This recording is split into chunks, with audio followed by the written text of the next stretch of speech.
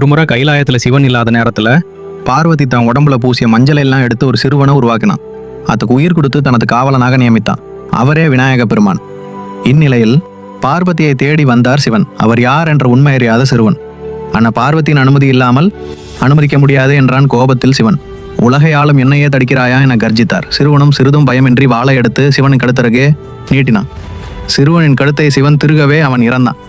இதை அறிந்த பார்வதி, இந்த பிள்ளை யார் என்பதை அறியாமலேயே இப்படி கொன்று விட்டீர்களே, என்னால் உருவாக்கப்பட்ட இவனே நமக்கு முதல் பிள்ளை என்றாள்.